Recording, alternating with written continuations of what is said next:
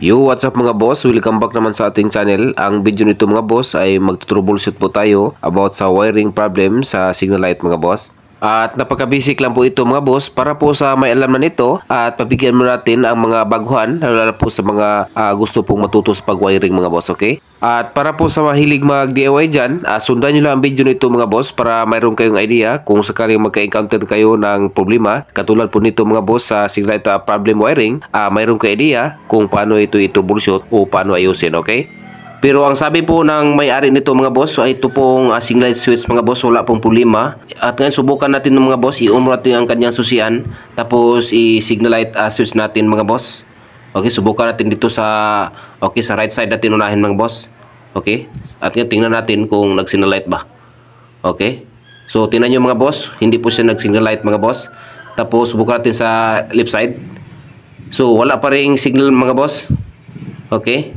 So ito po ang sinasabi ng may-ari nito mga boss. Medyo kakaiba po ang problema sa motor ito mga boss. Ito pong signal light switch mga boss, wala pong problema. That's why sinasabi po ng may-ari nito mga boss na walang problema ang kanya pong signal light switch mga boss dahil gagana po ang kanyang signal light. So ito, tingnan nyo ito mga boss. Ito po ang kanyang handbrake sa pangunahan mga boss. Kapag isabay ito pag handbrake tapos itong foot brake mga boss, gagana po ang kanya pong signal lights mga boss. At ngayon apakan natin to tapos handbrake po natin itong pangunahan mga boss. Tingnan nyo mga boss. Okay? So yan po ang sinasabi po ng may-ari mga boss na hindi po sira yung signal light switch. Gagana po yan kapag inapakan po yung preno tapos sinabay yung handbrake mga boss, ay gagana po ang kanyang signal light mga boss. Pero kapag bitawan po natin to itong handbrake mga boss, ay hindi po gagana itong signal light mga boss. At ngayon subukan natin. Okay, bitawan natin to. So ito mga tingnan nyo mga boss. So yan po ang sinasabi na mangyayari nito mga boss na kapag binitawan yung brake mga boss ay hindi po gagana ang kanyang signal light. Okay, ngayon mga boss, i-brake natin. So tingnan nyo mga boss, gagana po ang kanyang signal light. So yan po mga boss, i-troubleshoot po natin yan mga boss. At sundan nyo lang ang video nito mga boss, lalo na po sa mga baguhan para mayroon kayong idea kung sakaling mag-DIY kayo o mayroon kayong customer na katulad po nito na issue mga boss, okay? At ngayon umpisahan natin sa pag-troubleshoot mga boss. By the way mga boss, ang motor na to mga boss ay motopos po ito mga boss. Magkatulad na po sa forma ng XRM mga boss. China na motor mga boss, okay? At ngayon umpisahan natin mga boss, unahin natin o puntahan natin ang kanya pong placer mga boss, okay? Sa ganitong problema po mga boss, puntahan nyo ang placer mga boss kahit anong motor mga boss, okay? Sa motopos po na motor mga boss, sa ganitong forma mga boss, ay dito po nakalagay ang katabi po ng kanyang battery, ang kanyang placer relay. So ito nakita natin ang kanyang placer relay mga boss. Okay? At ngayon gumamit po tayo ng test light mga boss. Sa pag-wiring po mga boss, napaka-importante po ang test light. Okay? Yan po yung dapat tandaan mga boss. At before natin subukan itong placer mga boss, yung clip nating test light, i-clip natin sa ground. Then subukan natin itong test light natin kung gagana ba before tayo mag-testing dito sa ating placer relay mga boss, okay?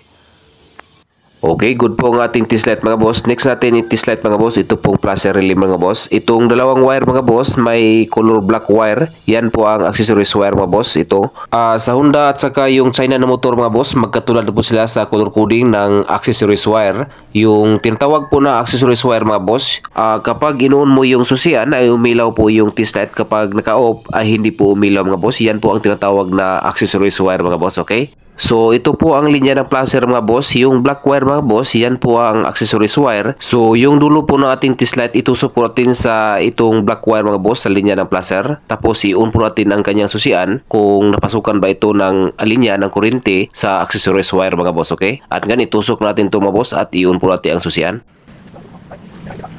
So tingnan nyo mga boss, hindi po umilaw ating test light, meaning ay hindi po nasupplyan ng ECC o accessories wire itong black wire dito po sa linya ng ating placer mga boss. So ang gawin natin mga boss para mapadali po ang ating trabaho mga boss, kaysa hanapin pa natin kung saan ang putol dito sa linya nito mga boss, ay magpapagapang lang po tayo, dugtungan natin ng wire mga boss at doon natin idugtong sa mismong ignition switch at hanapin natin yung accessories wire or black wire mga boss, okay?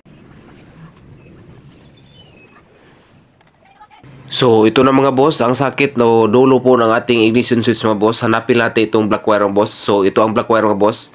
Siyempre mga boss, para ma-confirm natin, gumamit po tayo ng test light mga boss. Yung clip nating test light, i-clip natin sa ground. Tapos yung dulo po nating test light, dito po natin itusok sa black wire mga boss, tapos i-on po natin ang susian. Okay? So tingnan natin mga boss ating accessories wire.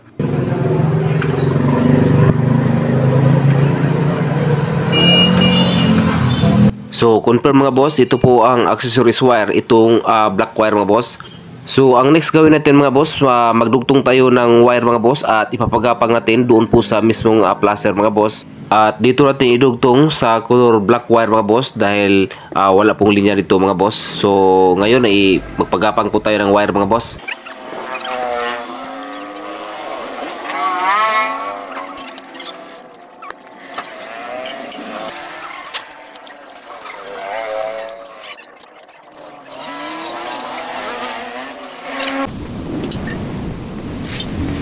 So ito na po ang wire mga boss na pinapagabang natin, galing po sa ignition switch mismo sa accessories wire, yung color black wire mga boss. At ngayon dito natin i-jumper o dito natin ikabit mga boss. Okay, lagyan natin to ng electrical tape. At pagkatapos natin, okay, natapos natin na lagyan ng electrical tape mga boss, at mag-testing na po tayo kung gagana na ba ang ating ginawa mga boss. Okay,